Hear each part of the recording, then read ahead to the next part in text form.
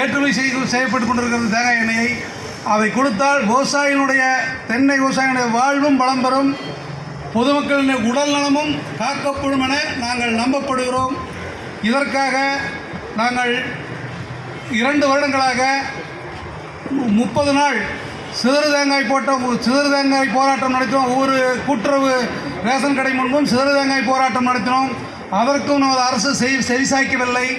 பின் 100 நாள் 100 ரேஷன் கடையிலே ஆர்ப்பாட்டம் செய்து முடிவு செய்து 100 நாள் ஆர்ப்பாட்டம் செய்தோம். 101வது நாள் நமது தலைமைச் செயலாளரை பார்த்து இந்த மனுவை கொடுக்க சொல்லியிருக்கிறார்கள். நாம் அழுவதை அழுது பார்ப்போம், இல்லை என்றால் தொடர் போராட்டம் நடக்கும். தேர்தலில் எங்கள் கோரிக்கை ஏற்கப்படவில்லை என்றால் தோல்வி அடைவது நிச்சயம். எங்கள் கோரிக்கை ஏற்கின்ற கட்சிக்கு நாங்கள் உறுதியாக நின்று செயல்படுவோம் என கூறி, கொங்கு நாட்டினுடைய நீண்ட நாள் கனவாக இருக்கக்கூடிய ஆனமலையாறு நல்லாறு திட்டத்தையும் இதனுடன் சேர்த்து சொல்லியிருக்கிறோம். அதுவும் எங்களுக்கு நீண்ட நாள் கோரிக்கையாக இருக்கிறது. அதுவும் எந்த அரசும் கண்டுகொள்ளாமல் இருக்கிறது. இரண்டையும் நாங்கள் வலியுறுத்துவோம் என கூறி வாய்ப்புக்கு நன்றி கூறி விடைபெறுகிறேன். வணக்கம். போராடுறான், அதையும் கண்டுக்கவே இல்லை.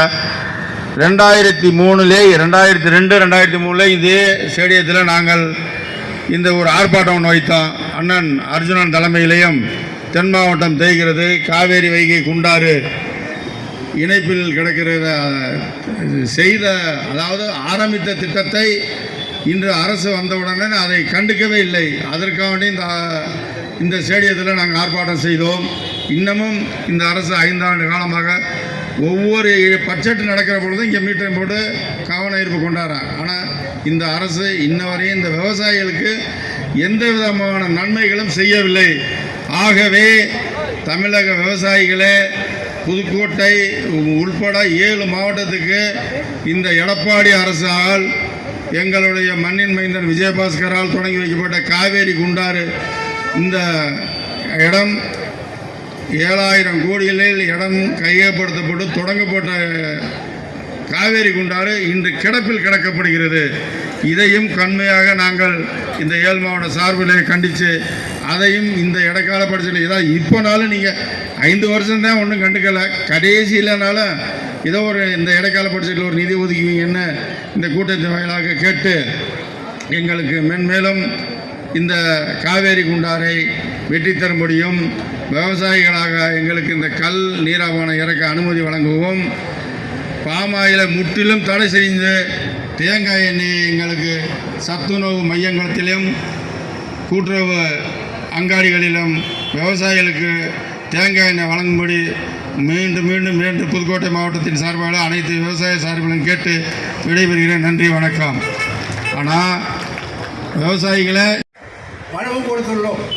அதை கொடுத்துமே இன்னுமே அதுக்கு ஒரு வழியாகாதனால இப்போ 101வது நாளாக சென்னையில் நாங்கள் ஆர்ப்பாட்டம் பண்ணிட்டு இருக்கிறோம்னா அது காரணமே இந்த சர்க்காருடைய ஒரு கண்டுகொள்ளாமல் இருக்கிறதுனால தான் நாங்கள் இங்கே மெட்ராஸில் இங்கே போராட வேண்டிய நிலைமை இருந்திருக்கிறது. இந்த தேங்காய் எண்ணெய் அதாவது கேரளாவிலே அதிகமாக உபயோகப்படுத்துகிறாங்க. அங்கே இருக்கிற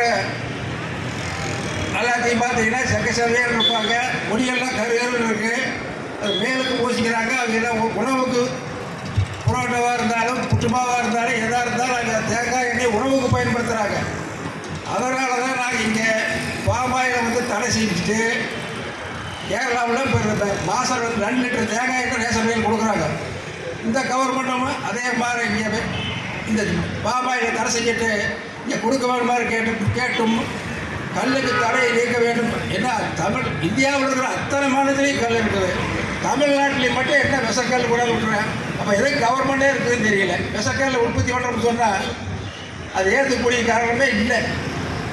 அதாவது எல்லா கட்சிக்காரரும் பிராந்தி தயார் பண்ணுற அதை வைக்கிறதுக்கோசரம் தான் இந்த கல் வேணாம்னு சொல்லியிருக்காங்க ஒழிய உண்மையாக விவசாயிகளுக்காக கல் இருக்காங்க இல்லை. இந்த கட்சிக்காரர் கூட்டம் பிராந்திய தயார்படி அதில் கோடிக்கணக்காக சம்பாதிக்கிறதுக்காகவே தான் இந்த விவசாயியை பாதிக்கிறாங்க. அதையும் நீக்கி இந்த கல்லுக்கான தடை எடுத்து கொடுங்க. கல்லுக்கடை தொடக்கூட வேண்டியதில்லை, எங்களுக்கு அனுமதி